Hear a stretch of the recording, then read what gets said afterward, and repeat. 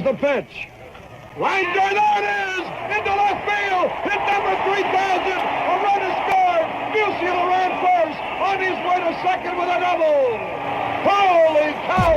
Hank Gibson is one strike away from the no-hitter. He takes off his cap. He mops his brow. He looks in and gets the sign. He starts the windup.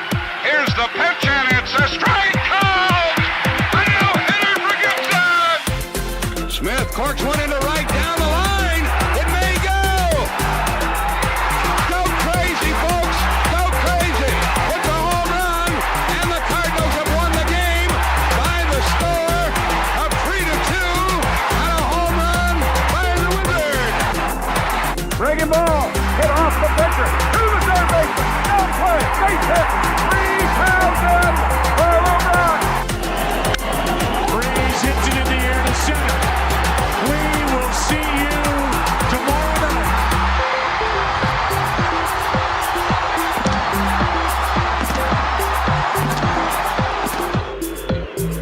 Suter from the belt to the plate, a swing and a miss, and that's the winner!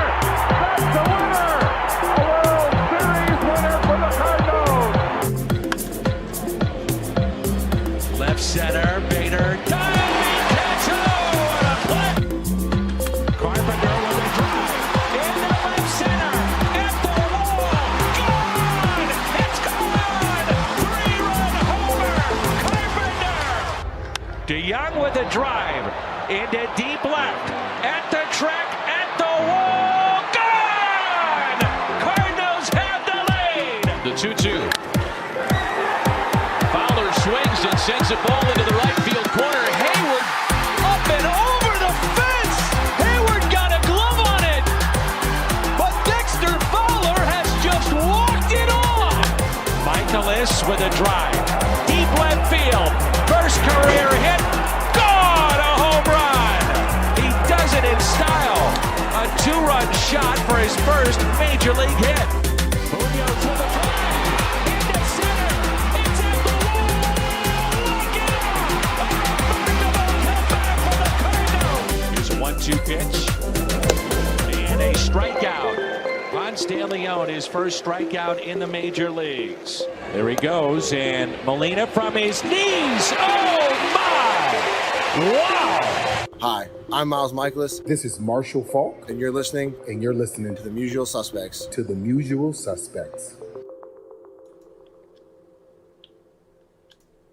What is up, guys? I'm Brad, And I'm Aaron. and you're watching The Usual Suspects. Man, I was watching that video, Aaron. I don't know if you noticed this or not, but we just made this video this year, but we're going to have to redo it because there's a lot of Cardinals that aren't going to be Cardinals on that video now. I was thinking about that like earlier in the year. I was like, oh man, we should probably update that. We need to give it a little look-see and go over some new player options. We got to get Newt in there, you know. We gotta Got to get Newt in there. It'd be cool to get a shout out from some of the St. Louis media personalities, so maybe I can see what I can do with that. But anyway, how's everybody doing today? I'm going to run through the socials here real quick. You guys type in chat what you're doing, what you're up to right now since the Cardinal season is over. You still watching baseball? Have you moved on to hockey? Because hockey started. And that's a thing. That was like a really good game, and then it was almost a not really good game, and then it ended up being, okay, it's a good game. It's a win. It's a win. So anyway, I'm Brad Range. You can follow me on Twitter at RangeBrad. My co-host here is Aaron. You can follow him on Twitter at AaronMSTL. You can follow the podcast on Twitter at usual_suspects. It'll go a little bit dormant in the off season, except for like major announcements, i.e., what we're going to talk about tonight, Shildt being fired. If you're watching on YouTube, you can find us on Facebook at facebook.com/mutualsuspects. If you are watching on Facebook, you can follow us on YouTube and just search Mutual Suspects. Make sure you go with Mutual and don't let it autocorrect to musical. And if you would, like, comment, subscribe, all those fun things, turn on notifications. It helps us reach you, and that way when we go live, you get notified, okay? So that's the socials. Aaron, do you have anything to add? I mean, as far as that goes, not really. Okay. Pretty much covered it. All right, so we have a big show, not really a big show, but kind of an important show, because something happened the other day that I'm going to be honest, I was shocked. I did not see it coming. And even though it's something like I feel like the fan base was screaming for, I'm like, what? There's no way that's going to happen.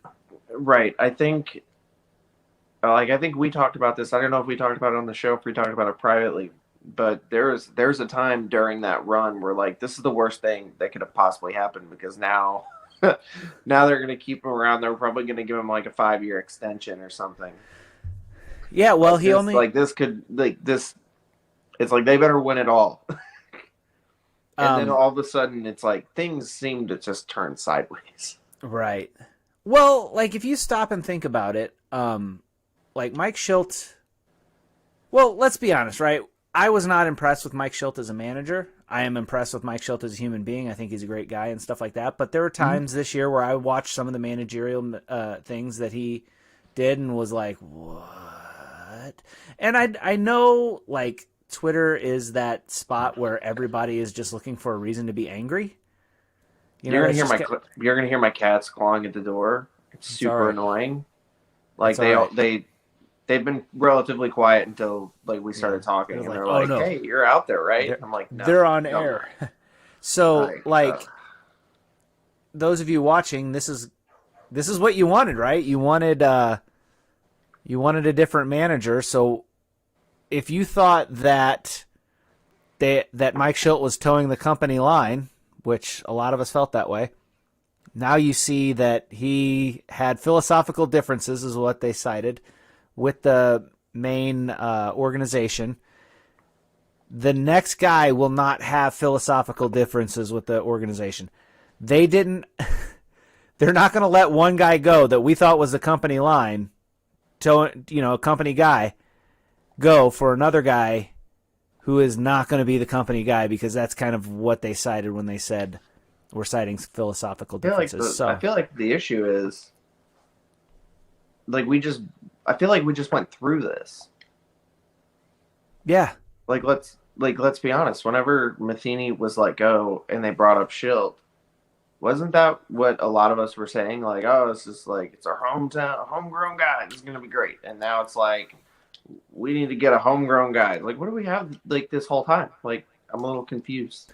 Well, I don't even know if it's so much a homegrown guy kind of thing as it is like, we have this baseball philosophy, and if you don't agree with this, well, see, that's the tough part, because that's been the most frustrating thing about this whole thing, is that it's very vague. And, we're going to touch on a little bit more of it as we go on, but like Mike Shildt did a press announcement today, and like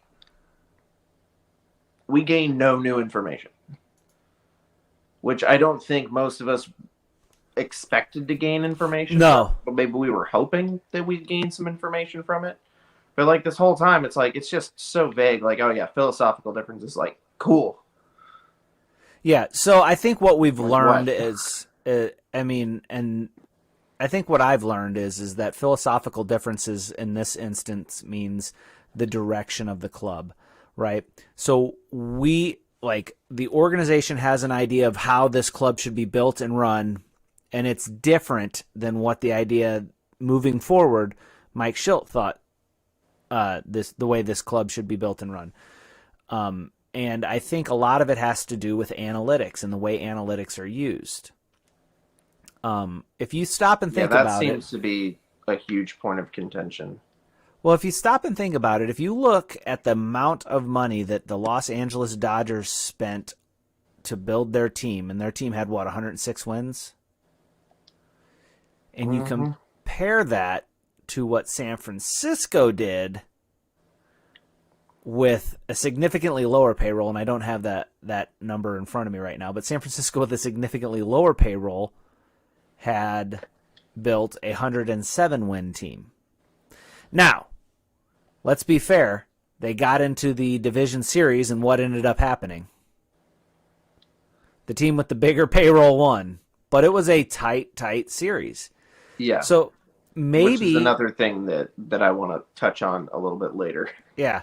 So I guess my thoughts are, my thinking is this, is maybe the Cardinals looked at that and they said, hey, we can build a really strong team without breaking the bank, without spending an absorbent amount of money. We can build a team that's as good as, the vaunted Dodgers with their huge payroll, a team that can play with them, compete with them, and all that other stuff. And we can do it without breaking the bank. I think that's smart baseball. I think that's smart business. It's not as fun as signing the big names and going, hey, we got like a Mookie Betts or we got Corey Seager or somebody like that. Yeah. Now only you could find a team that does the best of both. Well, you can't do both though, because they're diametrically opposed, right? You can't have a team that both saves money and spends money. But what I would like to see, and this is kind of where one of the complaints with this organization has been, is I would like to see smart money spent. Yeah, you can spend smart money, and then you can spend a lot of money and still get value on said money. Yes. Because there are plenty of teams that have super high payrolls that played like crap, and then you've got the opposite where you've got lower payrolls with guys that end up, becoming studs. Look at San Francisco this year. Yeah. I mean, you can, but the thing is, you can spend money and get good return. Right. And I think that's more of what I'd like to see, because I think that's more of along the line of what San Francisco did. Like, they didn't spend a ton of money, but the money that they did spend worked out. And then you never even see it, because it seems like the back end of all these big contracts ends up looking terrible. But I'd love to see a high profile, high dollar contract not suck. Right. Maybe just once. Yeah. Well, and like Darren says here, the payroll is committed to the wrong players. So, for example, we don't want to see the Brett Cecil signings. We don't want to see the Andrew Miller signings. Although I liked it at the time, the Matt Carpenter extension, I thought it was a good move. Turns out he fell off a cliff, and he was going to fall off a cliff. All right. That ended up being a bad signing, but at the time it didn't look like a bad signing. But then if you look at, say, who am I thinking of? Dexter Fowler, that was too much money for the return that you would get. And that move seemed motivated out of desperation to me. Oh, no. He's not even on the team anymore, but I will. They paid for him this whole season. Oh my gosh. I don't care. That's fine. I meant to tweet this out earlier because I thought it was really funny. I was like, let's not forget the real MVP move of this offseason was trading Dexter Fowler and giving you O'Neill, Bader, Carlson as your starting outfield. But it sounds snarky until you stop and think about it. It's no, actually those guys were able to prosper because they didn't have him there. Take all the money. I don't care. Yeah. I wish there was a way to retroactively allocate that money to your starting three outfielders. Yeah. But, is what it is. So what are your thoughts on the Shildt firing? Oh, thank God. I'm so happy. And again, it has nothing to do with him as a person. That was the one thing from the presser that I think kind of, I don't really know how to phrase it. That was basically my one takeaway was how he seemed to be very appreciative of what the organization had done for him. And he seemed he was genuinely upset by it. But at the same time, it was, I feel like it was a justifiable move to not really have him continue as manager. It's the easiest one to come back to because it was the most recent. But my God, putting Alex Reyes in the ninth inning was such a terrible move that everybody saw coming except for the guy who calls the shot. And I think that move is being called in from Mozeliak to Shildt on his phone going hey man, you're going to put in Reyes right now.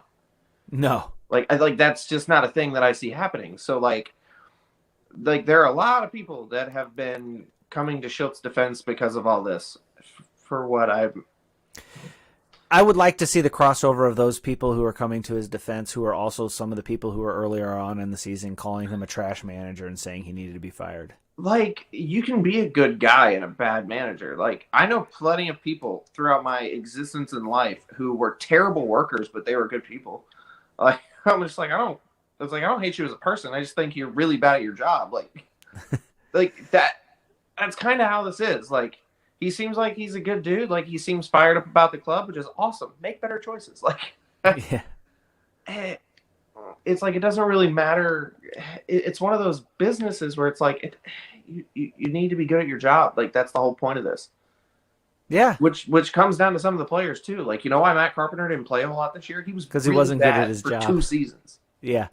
Well, if you stop and think about it, like, I don't want to say that putting Reyes in was the reason he was fired. I think that's kind of short-sighted. No, absolutely not. I'm just saying, like, as a recent example of bad decision making. Yeah. Like, that's what you can look at right well, there. like, and in that game, there were 2 instances that I saw that were kind of like, yeah, that was typical Mike Shildt moves. It's like, okay, so leaving Wainwright in to hit for himself, which I was okay with, provided you would let him continue to pitch. And then he got one out. Yeah, he got 1 out, and then they pulled him out of the game. So that's typical Mo. That's something that we saw early in the season whenever they were struggling. Yeah. And then the other thing was bringing Reyes in. Like, I need to bring Reyes in. It's like, oh, I don't know. I mean, like, I know he was really, really good. I mean, he was historically good in the first half. Yeah. And that was only matched by, like, how often he hung pitches that got knocked out of the ballpark for walk-offs in the second half. Like, as soon as Reyes was coming in, I was like, they're going to walk this off. Like, you know? The second half was bad. Like, post All-Star break. Because I had people trying to argue with me on Twitter, which I love, by the way. Argue with me on Twitter. I will argue with you all day. Like, I had some people arguing with me on Twitter. I can't remember this individual's name, but basically he was saying, it's like, oh, he had, like, 1 bad outing in his last week. And I'm like, okay. Because, like, I screenshot his recent performances where it says on MLB.com you can see last 7 days, last 15, last 30. Right. And my takeaway was, look, he hasn't been good recently, and he hasn't been good for a while, actually. Yeah. Like, this whole time. And they were trying to argue. It's like, oh, he's had, like, 1 bad outing over the last 7 days. And I'm like, okay, look at the last month. He had 1 outing over the last 7 days. That's 100% bad outings. It's like, You know? no, just like his last 7 outings. But still, like, regardless. It's like, regardless, like, it wasn't even true. He had, like, 2 or 3 bad outings in his last 7. But post All-Star break, he had like a 5.5 ERA. Right. So bad. And I said that too. It's like, it's okay. I want him to get it figured out because I think Reyes has a lot of potential. Is going to be a good pitcher. He's very young, and one of the things that I think people forget is this is the longest he's pitched in 2 years. Yeah, it's very possible he just ran out of gas. But what I didn't want to see was him go into these high leverage situations and then him get in his head that in this situation, I'm going to give up a home run. And that's what it seemed like, right? Yeah. It just seemed like you knew he was like, it was going to get into the position. He's like, whatever is going to happen, I just can't, like, I can't let it get to the point where I can give up a walk-off. And then that's exactly what he did. It was like he was snake bit, which is fine. I'm sure in this offseason he'll have time to work through it, but I just didn't want to see him keep going out there in that position and then have his, like, confidence battered. I mean, that will harm you. That will hurt you mentally. Yeah, like now, I was listening to a podcast not too terribly long ago. It's a disc golf podcast, and one of the guys that was on it is like a fairly younger guy, like early 20s, just getting out on the touring life. And he was talking about how he really tries to make it a point to think positive before every shot, because if you think, oh, I just don't want to do this, the last thing in your head is that bad thing. Yeah. And then that's exactly what you do. Yeah. He says it's like, it's so psychological. Yeah. It's like, all right, I just don't want to miss early left, because then you'll throw it and you'll miss early left. The last thing you hear is miss early left. Exactly. You don't hear the don't. Yeah. You know, it's the same mindset whenever you go when you go to bat, right? You're not saying don't strike out. You're saying look for a pitch that you can drive. Yeah. You know, it's just that thing. And so I worry a little bit about him. But, I mean, there were some typical things. There was just, I mean, I think managerial wise, I was like, that didn't make a lot of sense. And there was times, and like they called him out on it a lot on Twitter. Like, and they being Cardinals Twitter. Like, oh yeah, people were all over. I love Cardinals Twitter. It's like one of my favorite places. I'm not on it very much right now because not a whole lot's happening. Not a lot of Cardinals. Even acknowledge the Shildt stuff that much, but. Well, the thing is too, though, is like if you stop and think about it, though, Cardinals Twitter's mad now. Cardinals Twitter's mad because they fired Mike Shildt, and it's like, well, I thought you guys wanted this. Oh yeah, no, it's so great because like that, like that's kind of what I was mentioning earlier. Like, there's so many people like coming to his defense, and I'm like, why? Like, what? Because he got emotional? Well, yeah, he's been with the organization for like 15 years or something. Like, of course, there's gonna be some emotion involved. That doesn't change the fact that he wasn't good at his job. Like stop trying to make excuses for his bad decision making. Now everyone's all sad, like, oh man, he made me cry. I'm like, that sucks. Like, get a tissue, move on with your life. Like, well, he's already been fired. We're not gonna get like a bunch of fan support, and he's gonna suddenly have a job again. This isn't how this works. Like, get over it. Mike Shildt will be fine. We were all calling for his job months ago, and now all of a sudden we have his job, and everyone's just like, well, I mean, I didn't want to make him sad. Like, it's the culture of today. It's so stupid. Well, and the thing is, too, to remember, Mike Shilt's going to be fine. He had a really good... He's already interviewing for the Padres position. Right. He had... Yeah, oh gosh, I can just see him. Yeah, I could just see him whipping our butts or something like that next year if he gets that job. It'd just be like Tommy Pham all over again. Like, oh man, now he's over there. Now he's over there too. Cool. But I'd be fine with it if we could swap him for Skip Schumacher. Yeah. Well, Skip Schumacher is one of the three that people that are in the know are mentioning. So. Yeah, I mean that's one of the things that I've got on the list here is the odds and. I didn't list all of them that were on the odds list. I listed the top 5. So the top 5 that you see is correct. And then I listed a couple more kind of that were on the list that I was like, that I guess were more interesting names that were more Cardinal related. Yeah. It's a very interesting list though. Yeah, and I want everybody who's watching in the chat, tell us who you think will be the next Cardinals manager because we're going to run through these. I have a prediction. I've got a little bit more of a thought too, because like these, I don't know if these are the most updated. These were like from a day or two ago. Yeah. But like a lot of things that I've read, at least on Twitter today, make me think that this is going to be a little off. This is dated. I think so. They have Stubby Clapp at 3-2, which I think is probably pretty good. Skip Schumacher at 4-1, Mark McGwire at 23-4. That was kind of the one that was on the list that surprised me. I was like, really? Yeah. Like there are people out there in the know that think Mark McGwire is going to come back. Yeah. Okay. Sure. Buck Showalter 13-2. Now these are odds, gambling odds, right? Mm-hmm. So these people are actually, pay attention to the odds because it makes they're actually pretty good at this sort of thing. Yeah, so like they do this for a living, and they're better at Mike Shildt. And they have a lot of money riding on it, so they want to make sure. So they have Buck Showalter at 13-2, Ollie Marmol at 15-2, Jose Oquendo at 10-1, and Matt Holliday at 12-1. Now, to me, I think the top 3 are Stubby Clapp, Ollie Marmol, and Skip Schumacher. Yep. So I definitely think that Marmol should be above Schumacher, so it'd be Clapp, Marmol, and Schumacher would be my top 3. Yeah. And honestly, I think that Marmol's going to get the job. That's what I was going to say too. Everything I'm reading today, I think, like I read some of, I guess, his quotes talking about the organization. I was like, man, it would shock me if Marmol isn't the guy. He seems like he fits he doesn't have philosophical differences. It seems like he is very analytics driven. Yeah. And like that's the one where I was like, I feel like those odds are a little dated because everything I'm reading on Twitter, it's almost like it's almost like he's 3-2 and Stubby Clapp's like 4-1. Yeah. Like it would not shock me if it came down to just those two guys. I really don't think that they're going to look outside of the organization. I don't, but if they do, I think it'll be like a Skip Schumacher. Yeah, I mean, that'd be cool. Don't get me wrong. I'd be super, super into it. So here's my crazy thought, my crazy prediction. I believe that they'll sign Ali Marmol, but it'll be like, hey, you're going to be here for 1 year. And this is bold prediction time, all right? You ready for this? Bold prediction. You're going to be here for 1 year, and then Yadier Molina is going to become the manager of the St. Louis Cardinals.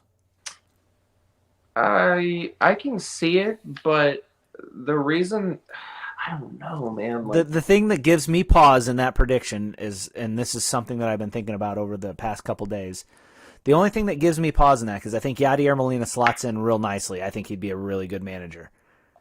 Yadier Molina is Yadier Molina, right? So he's not, he's not going to bend the knee. He's not going to give in. That's right. That's my big hang up is like, you think that Mozeliak's going to be like, hey, Yadi, you're going to do this. And he just goes, no. Yeah. And here's the thing. And if Shildt put up any fight whatsoever, and then all of a sudden this is like, here's differences. I do not see Yadi working out well. Well, here's the thing, though. If you hire Yadier Molina as your manager, and Yadier Molina and you have a disagreement, the fans will side with Yadier Molina, especially if you're Bill DeWitt / John Mozeliak. They will side with Yadier Molina. But here's but here's where I think that you kind of put it in, I'm trying to talk words. I'm tired. Here's where I think you have another hang up, though, is that I think DeWitt trusts Mozeliak more than most Cardinals fans do. I actually find myself siding with Mozeliak probably more than most. And I don't see the DeWitts putting him in a position where Yadi would be the manager. And then, like you just said, if there was any type of disagreements, what are the fans going to do? The fans are going to side with Yadi. And then Mo's going to have a target on his back. Mm-hmm. I don't think the DeWitts are going to put him in that situation. I think no, be maybe not. I just really don't see that happening. I think that they trust Mozeliak. I think they've got him around for a long time for a reason. I think for the most part he's done a very good job, and I think putting Yadi there, that risks the whole balance. If Mike Shildt legitimately caused that much of a divide to the point where they're like, we need to move. Well, see, I don't think Mike Shildt. I don't think Yadier Molina is going to make that better. No, I don't see him lining up 100% with what these other guys want to do. I don't think Mike Shildt caused a divide. I think Mike Shildt just disagreed with him, and they're like, all right, yeah, but we're going in this direction. So if you don't want to get on board, then you don't get on board. With a guy like Yadier Molina at the helm, he has a lot more, I don't know what the right word I'm looking for is. He carries a lot more weight than a guy like Mike Shildt. Mike Shildt, though he's been with the organization 18 years, he is not a fan favorite, hasn't been a fan favorite. He's been a manager for what, 3? I think this is year 4. Yeah. So not very long. Not long enough to be like a Tony La Russa or something like that. 3 seasons, though, because he came on midway through the first year. Yeah. And then last year was 60 games. And he didn't, he doesn't have that weight. He doesn't carry that weight that, like, Yadier Molina is a Cardinals legend, right? Yeah. In the ilk of Albert Pujols and Stan Musial. And ultimately, no matter who the owner is, fans will side with that legend over the owner. And if Yadier Molina is in that position, he says, no, I think we should go this way. The DeWitts and Mozeliak won't have the option to have the clean break like they had with Mike Shildt, where they said, you know what? We decided it's philosophical differences. That breakup would get messy, and that's something they don't want as an organization. Which is why I think they don't go down that route. Which is why it's a bold prediction. But who knows? Maybe they get together and they find out, no, Yadier Molina is like, if Yadier Molina's in lockstep with what they want to do, I could see this happening, no problem. I just don't see him being... I don't know. I don't know if he's on that same path. Yeah, I don't know what Yadier like. So it seems like, like you're he can't be on the analytics side of things, because I feel like even the analytics and the eye test could tell you, hey, buddy, maybe you should be getting some time off. You would think that. Right. But, so that's kind of my thoughts there. That's my bold prediction. But did you have anything else you wanted to add to that? I mean,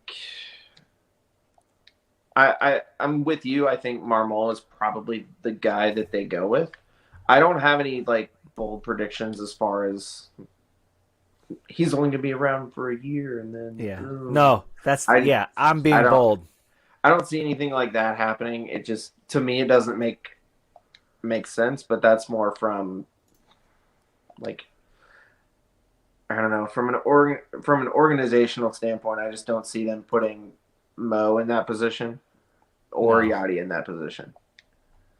But who knows? Stranger things have happened. They don't call me anymore to discuss these things, so I don't know what they're up to. It's because your cats scratch at the door. Yeah, they get so mad. They're like, "What is that noise?" And I'm like, "Oh, just hanging out with my cats." And they're like, "No, we're dog people around here." I'm like, "All right, got it." All right, so quick question. I have the press conference pulled up. Do you want to watch it, or do you just want to go over it? We can kind of hit some spots. Like if you know where certain things line up, we can certainly listen. But otherwise, it's 12 minutes, and as much fun as it seems to listen to that with all of our fans, we can kind of just touch on it a little bit. Well, maybe we talked for a minute before we went live. We talked a little bit earlier in the day about it. Also, I didn't get a whole lot out of this press conference that we didn't already have. No. It seemed to me like it more of a thank you for the opportunity. I'm going to miss this job kind of thing. I was reading something on Twitter saying that there's a lot of people that think that he was intentionally not saying a whole lot and just wanted to show his appreciation because, he's interviewing for a new job. He wants to put on a nice face for his new team, perhaps, which could be true. I don't know. Kind of going back to what we said earlier, he was sad. He was with the organization for a really long time. And he probably was very appreciative for the opportunity that he got. And was he maybe shocked by the decision? It is what it is. But he at least acknowledged that, there were differences and the way we went about things. It just is what it is. Yeah. But, I'm not going to, flop. I'm not going to, flip to the side of, being pro Shildt because he got sad. Those people that's dumb. Stop doing that. Yeah. You didn't want him as the manager before. He makes a press conference and acts really torn up about the situation. Now all of a sudden we're like, oh man, maybe we shouldn't have gotten rid of him. That's not how this works.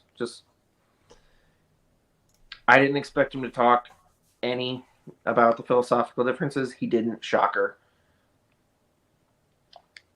I have yet to come to any real conclusion about why that press conference needed to exist. Well, I think, and just let me share with you a little bit here. I think that maybe the press conference existed because Mike Shildt is a class act, and him not speaking would have said way more than him actually speaking, right? So ordinarily, you would think, okay, things didn't work out, but they departed or they separated on terms, and it just is what it is. But the cryptic language that Mozeliak used and the suddenness of it, that almost made it so that Mike Shildt would have to say something so that they know that, it's not this big, huge, controversial thing, right? So, for example, he said we had philosophical differences. True. But if you look at how Major League Baseball works from a media standpoint, Major League Baseball had a major game going on last Friday. It was the Game 5 Dodgers and San Francisco. So whenever the Cardinals fired Mike Shildt, to be able to hold that presser, they had to get clearance from Major League Baseball because Major League Baseball doesn't want that to go on and to distract from their game. So they don't want breaking news to distract from the game. So Major League Baseball had to give them the clearance. So that made it seem like a bigger deal than what maybe it is at the time. Evidently, it happened, I guess, early in the morning. Mm-hmm. Like they called him and then it's like, uh-oh, well, this isn't going to work out, so we're going to need to let him go. And, okay. But you see how that looks controversial. So what Mike Shildt did is Mike Shildt's like, well, I do need to hold a press conference and I do need to address this so it doesn't look like I'm stewing and I'm angry and I'm mad. Even if I am stewing and angry and mad. I need to say, hey, look, it's like,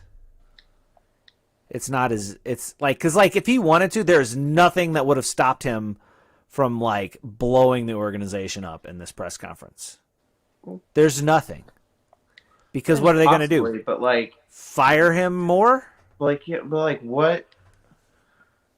I mean, it's not going to do him any good to do that. Like, what are other teams going to?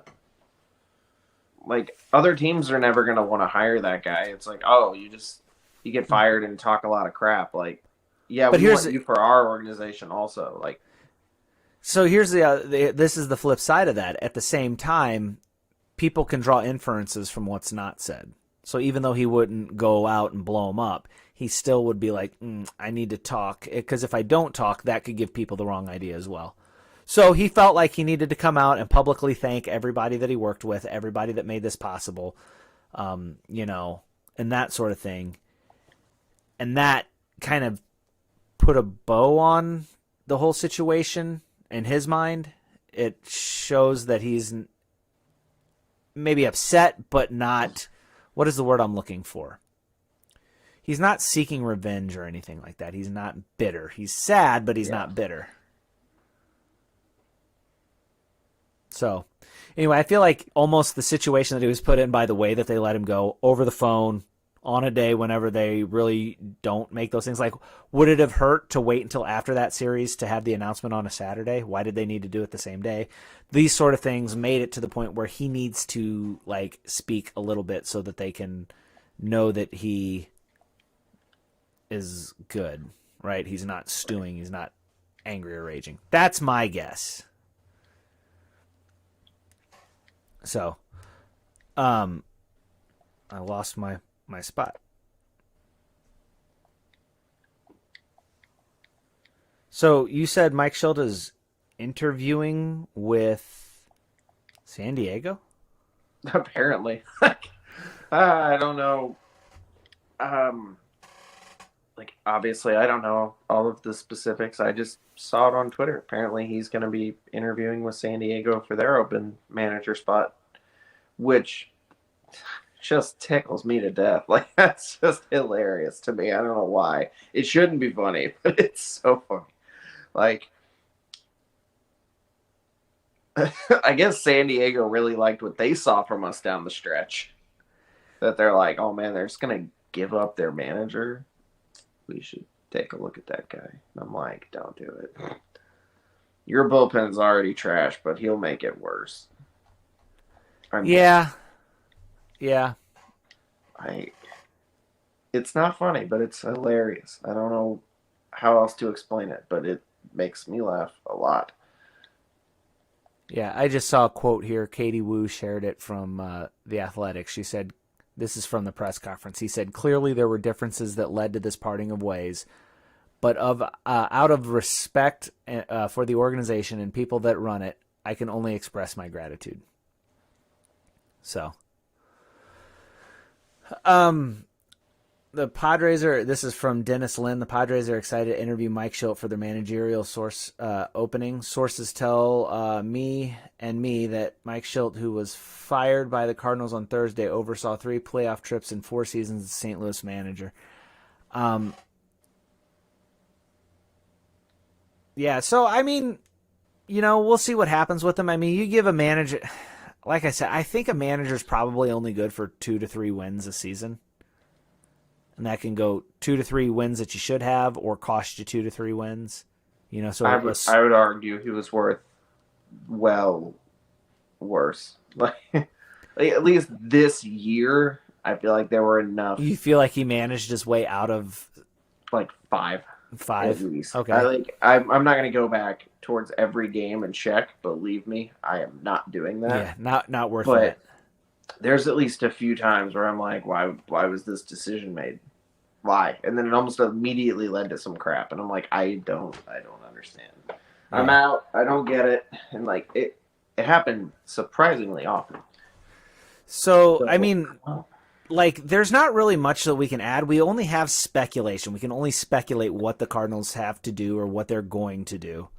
But I will tell you guys this: as long as Aaron and I, as this goes on, as stuff breaks, as stuff changes, Aaron and I will be right here on the Usual Suspects to report that, to weigh in on it. We're not reporters; we're an opinion show.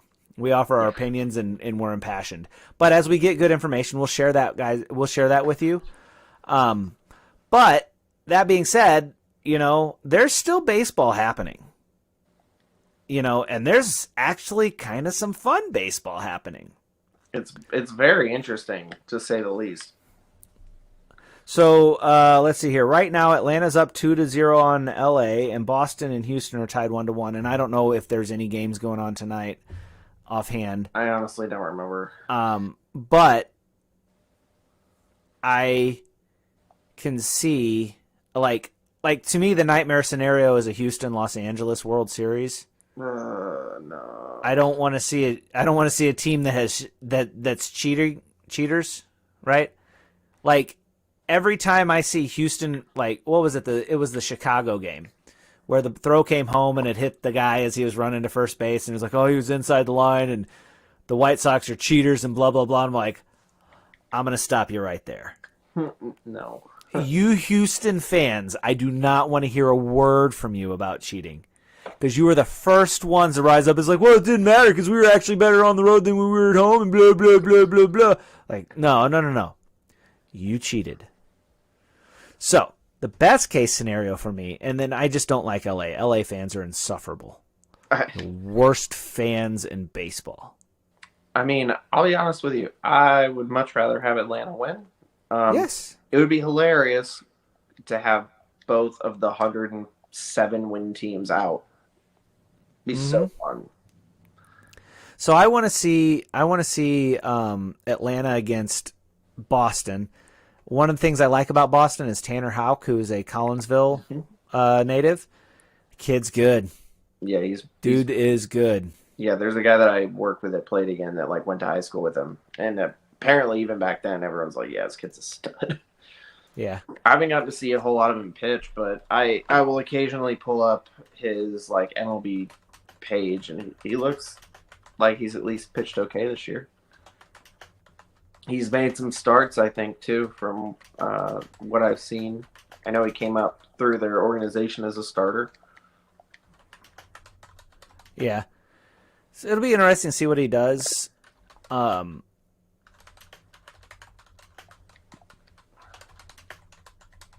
I'm responding to a chat. It'll be interesting to see what he does. So I want to see what he does. I've got other friends who are Boston fans, and I want to see them. I also think that a Boston Atlanta series will be more entertaining. Freddie Freeman, I see Freddie Freeman as one of those guys that I don't really like, but the only reason I don't like him is because he plays so well and he's not on my team. There's no other reason not to like him. He seems like a genuinely good dude all the way around with a great smile. Seems like a happy guy. The other person that's fun to watch now that I don't have to worry about the Cardinals having skin in the game is Ozzie Albies. I think he is a blast to watch. Mm-hmm. And then there's Jock Peterson. Jock Peterson is something else. Yeah, he's a guy that he's the right kind of guy to go up against a Max Scherzer, if that makes sense. I mean, a former teammate. Yeah. No, not a former teammate. So when he hit that, because he was with the Dodgers, but that was well before. Never mind. He was with the Dodgers, but then he was he traded to the Cubs before they traded for. He traded to the Cubs, or did he? No, I think he signed with the Cubs. He was a free agent. He signed with the Cubs. I don't remember. And then the Cubs traded him to Atlanta. Yeah, something like that. But whenever he hit that home run against Max Scherzer and he's rounding the bases saying, I'm a bad mother effer, I'm like, okay, this guy's going to be like, he's not all here. And then, like, what was he, smoking the stogie after the game? Like, it's 2 more wins to go, bud. This isn't over by a long shot. But I like that. It gives me the same type of vibe as when Carlos Martinez, that game from like a couple of years, like, was it last year maybe or early? Yeah, I think it was last year, where like he ends up getting out of the jam, but they were up like 4 runs. Oh yes, I remember and this. He gave up like 3 runs and nearly gave it up, and then he starts like talking crap at the bench, and Yachty just grabs him. He was like, "Come on, let's go over here." Like, you actually played really bad. Like, stop that. Oh like, man. Yeah, like, yes, we won. Shut up. It was not because of you. You did nothing right now. You did not help our cause. Please sit down. Yeah. So to me, I want to see an Atlanta Boston series, and I kind of low key want to see Atlanta win the World Series. No, I do too. I've got more. I wouldn't say like more people that I like outside of the Cardinals. Probably like I have more friends or people that I've associated with that are Atlanta fans. Okay. Fun fact. Down in Mississippi, there's like no one to root for. There's no teams. They should be Cardinals. There's like none. Yeah. So for a while, I think the Mississippi Braves were a team that was like, I think it was Atlanta's like AA team. I don't know if the Mississippi Braves exist. I don't think they do. Mississippi now has a minor league baseball team in Biloxi that I would love to go see because, man, I wish that I had the link to this video. I wish any of you had seen this video so that you could know what I'm saying. But have you watched this video? It was probably from like 5 or 6 years ago. It was a GoPro video at a baseball game. Guy's wearing it on his head. And you see, like, you hear the crack of the bats, a line drive, and then dude just bare hand catches it. If you haven't seen it, I haven't seen it. You need to find it and tweet it out. I'll have to tweet it at you. But it got like 3 million views. I played Little League baseball with this guy. Yeah, I was like, oh, that's awesome. Like, it went viral. Like, he was on like Good Morning America or something. Like, it was hilarious. I was like, holy crap! Like, what is going on? Yeah. But yeah. So, long story short, more people that I know that are either Cardinals fans. Next up is probably Braves. Mm-hmm. So, like, just for their sake, I'd be like, all right, like, I've never disliked the Braves. I'll say that. Yeah. I don't have like ill intent or like ill feelings towards the Braves. I have much more ill feelings towards Boston. Yeah, that's fair. Well, that's because you're not old enough to remember Tom Glavine, John Smoltz, Greg Maddux. I mean, and the frustration that caused. I was old fans. enough to remember them, but I didn't have ill feelings toward them. I was more.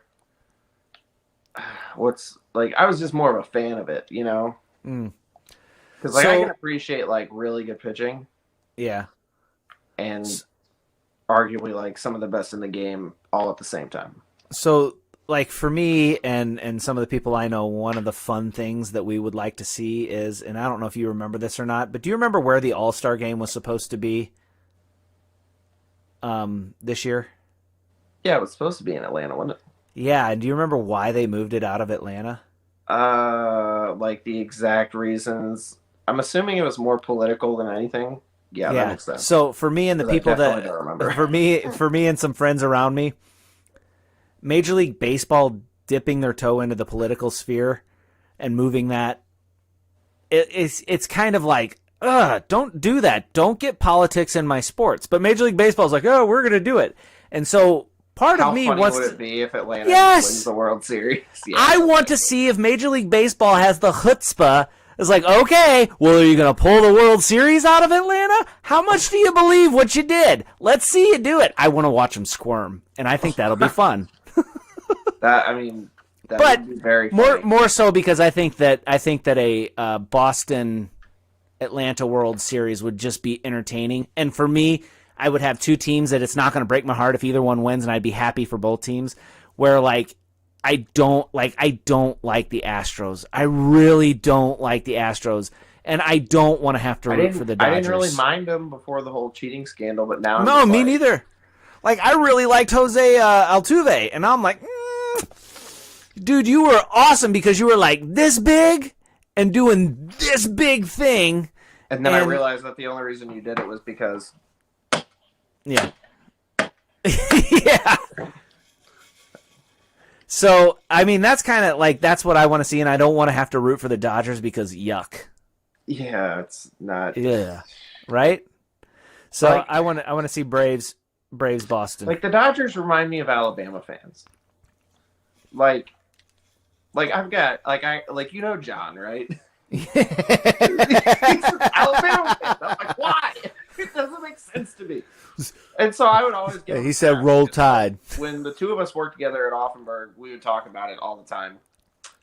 And, like, for those that don't know, I'm an Arkansas fan. I often live in disappointment.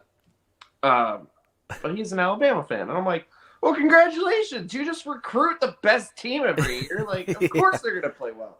Like, even their bad years, they're like 10-2. Like, our good years, we're like 7-5.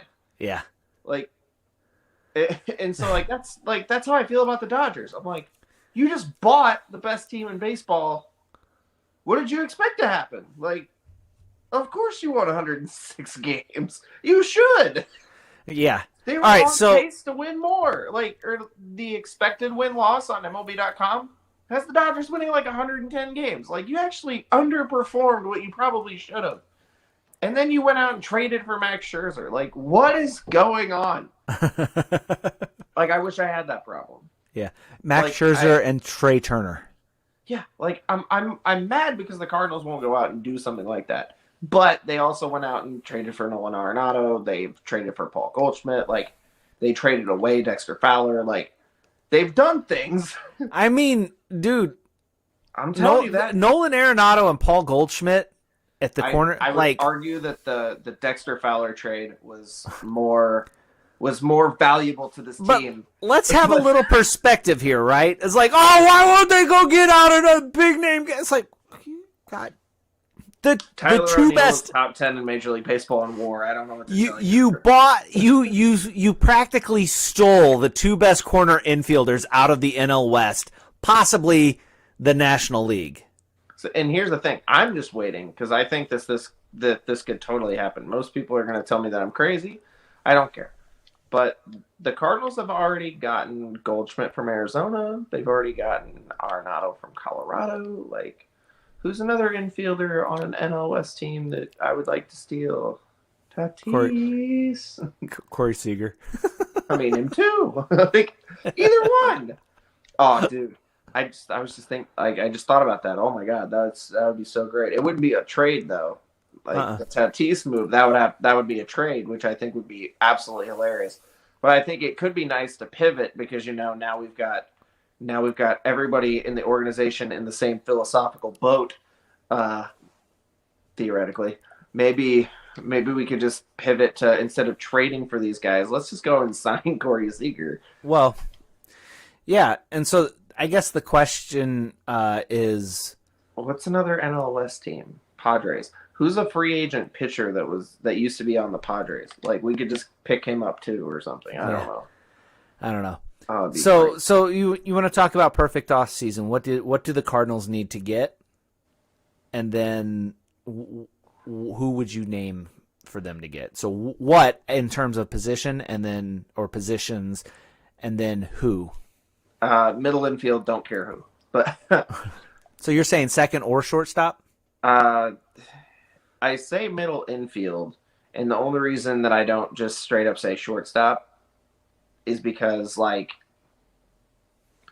I don't really care. Like, most of the free agents that are out there are, at least top level guys, are shortstops. Mm-hmm. So if you get one of those guys and they stay at shortstop, awesome. If you get one of those guys and for some reason they decide, hey, we're going to move you to second base, again, I don't care. Like, the middle infield needs addressed, regardless of how they go about it. I don't think that you can justify putting two of the three Edman, Sosa, DeYoung out there is like you can't justify putting 2 of the 3 out there as starters. 1 of the 3, sure, but you cannot do 2. Yeah. Like if you try to come at me and say, we really like what we saw from Sosa, we think that he can be the next guy, we're gonna put him at shortstop, and Edman's gonna be our second baseman, I'm gonna flip a table. Let me ask you a question, and this is just based off of what you saw from Edmundo Sosa. Does Edmundo Sosa fit the profile of a leadoff hitter? Like, as far as average, sure, but, like, not even really then. Like, he's still not the leadoff hitter. Bader needs to be the leadoff hitter. We've been over this. Like, I don't know. Like, I don't think you're giving Tommy Edman enough credit. I think he's fine. He had a solid year. And I don't 700 OPS. That's fine. He's good enough defensively, and he stole some bases. He's fine. Exactly. He's fine. Right. And I'm fine with him being at second base. And that's what I'm saying. Not if you're going with Sosa or DeYoung as your shortstop. Well, that's what I'm saying. It's like, I think that second base, that's why I think they need a shortstop. I don't think a middle infielder. I think they need to go get a shortstop. I would argue Sosa's more valuable to this team than Edman. I would 100% throw that out there. And that's not even me loving Sosa. Like, I don't necessarily love what either one of them brings to the table. They're both fine. Like, but you need, like, one of the biggest problems for this team was offensive production from middle infield. Edman slaps some singles, doesn't get a lot of extra base hits, sometimes can leg out some steals. So did you say that he doesn't get a lot of extra base hits? He led the league. He had a lot of doubles. Yeah, it's extra base hits. That's literally his name. Tommy Two Bags. Congrats. And he still has like a 700 OPS. Like, that's fine. Listen, it's not great. I don't need my leadoff hitter hitting dingers. I need my leadoff hitter getting on base. That's fine. But like, his on base percentage wasn't staggering either. Like, he can slap some singles, he'll get some doubles, but like, he doesn't walk a whole lot. You know who else didn't have good plate discipline? Half the team. Yeah. And some of them figured it out. So the possibilities there that so I think that you really need to focus on getting you a shortstop. Especially like if you could get a guy who could be a number 5 hitter, I think this lineup gets really, really scary with a solid number 5 hitter. If you get a guy who can be what they expected DeYoung to be. I mean, 20 plus home runs. But like, what did they expect DeYoung to be? I would love for him to put up the numbers he was in minor league ball. Because like, he was like a 280 hitter in AAA. Mm-hmm. But for some reason at the major league, I think his rookie year in the big leagues he had 285. Like, yeah, he raked. And then what was it? Was it 2020 or was it 2019? I don't remember. I think it was 2020. 2019, he got hit like in the hand. 250. But he did nothing else. Right.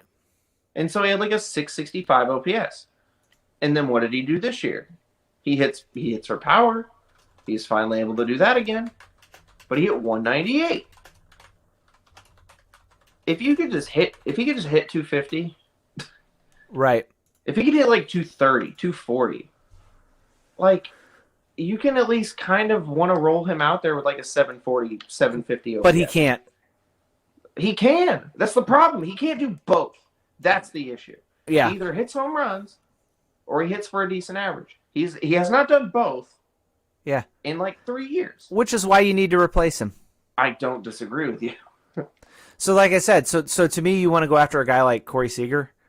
I mean, if I'm picking a shortstop from this class, yeah, it's Seager for sure. Or I do like Trevor Story. Mm-hmm.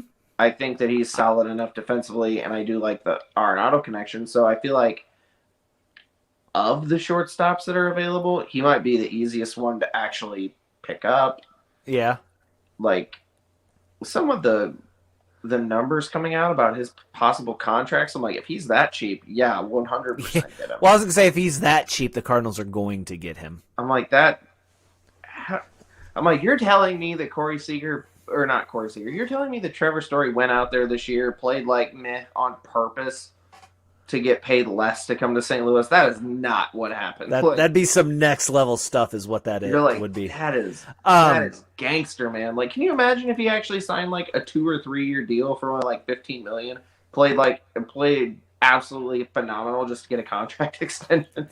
They're like, no, I was capable of it the whole time. I just didn't want to be in Colorado anymore. Like, wow, so Darren gangster. actually keyed in on something that I think is something else the Cardinals need. I think that's a starting pitcher. And like the sexy pick, the pick that everybody wants is Max Scherzer. I don't see them spending $45 million.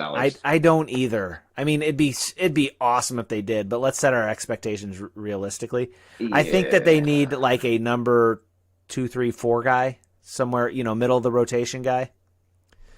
And as much as I want them to go get a starter, I looking at what they have coming back, I think they're going to do the same mistake as they did this year. And they're going to be like, they're going to rely on their depth. And then, God forbid, anything happens to all of them at once. This rotation has the depth of a kiddie pool coming back next year. There's so many question marks surrounding it. You've got Flaherty, Wainwright, Michaelis, Hudson. That's their 4. Right. That's their 4. And then they'll have open competition for 5th with Woodford, with Liberatore, with Oviedo, with all these other guys. And they're relying on the fact that one of those guys is probably going to show themselves in spring training, and we'll have the rest of them in AAA in case anything happens to the rest of them. That's going to be their mistake. They're not going to go out and get a number 5 because they think that they can rely on one of these young guys and they don't have to spend money. No, see, they need to get somebody who's either a veteran, i.e. a Lester or Happ, and bring them back this year. I'd be cool with it. I just don't. Don't see or they need to get a guy like Stroman. I don't love him, but you know what I'm saying? He's going to cost too much money. And that may be the thing that keeps them from getting him. But when you look at this rotation, you got Flaherty coming back off of injury. Which, I mean, he could be fine. He could be healthy. But how long did it actually take Alex Reyes to get healthy off of a similar injury? Not to mention him. He's going to be in the hunt for a rotation. Which I'm okay with that. Heck, Jordan Hicks is apparently going to be in the hunt for a rotation. I'm not okay with that. I am weirdly cool with it. But not for this year. Like, I don't want him starting this season. Well, and then if they're for real about that, if they think that it's going to keep him healthy, I would love to see what he does in AAA. I will drive down to Memphis for one of those starts. Yeah, I will probably go to Memphis next summer to catch another game because that was an awesome time. That would be a game that I do not want to miss. Like, if he's actually getting starts, that'd be super cool. But the same thing with Reyes. If they actually want him to be a starter, him and Hicks both, oh my God, could you imagine the AAA rotation? Can you imagine Liberatore, Alex Reyes, and Jordan Hicks in a rotation? The Memphis team's going to win 120 games. I think that's their season. Like, that would be just the most absolutely ridiculous rotation on the planet. But here's the thing. Is it in the big leagues? None of those guys, those Reyes and Hicks won't be on the minor league roster, even if they're trying to stretch them out. They'll stretch them out in spring training. I mean, and they might do a tag team start on the every fifth day until they're up there. You go Hicks then Reyes or Reyes then Hicks, as they stretch them out. But the other, with that too. I'm honestly surprised that there aren't more teams in Major League Baseball that do that. Yeah, because there's they're talking about all these teams with analytics. Like, how many guys get through the order once, okay, and then by the time they get to the third time through the order, they're like, ooh, or even the second time through the order. Like, you remember Walker? Yeah. His first 2 times through the order, it's just like, oh yeah, he's doing really good. And the third time through the order, it's like they're getting 600 off you. Like, why does this keep happening? Like, you'll get through the order twice, and it's like, oh yeah, 5 innings, this is nice. 1 run, yeah, let's throw him out there for the 6th. And all of a sudden, it's a 5 2/3 with 7 earned runs. Like, what did we just watch? All right, so the Red Sox just set a record. Oh, really? good. Yes. Hold on. Let me pull this up. runs in the first inning. Share audio. Share. All right. Nope. Add to stream. Here we go. See if it'll load. Here, let's put you and me up there. Ooh, great. It's not loading now. We're doing our best. This is high quality stuff here. Hey, don't worry.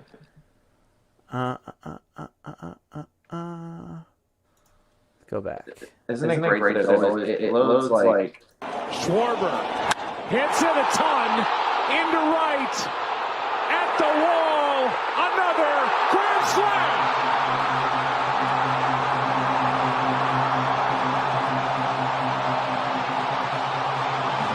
So for those of you who are wondering, that is the first team. The Red Sox have become the first team in Major League history to hit 3 Grand Slams in one series. That's their third Grand Slams. Their third Grand Slam this series, which is fantastic. And I think maybe Schwarber has 2 of them. It's one of those...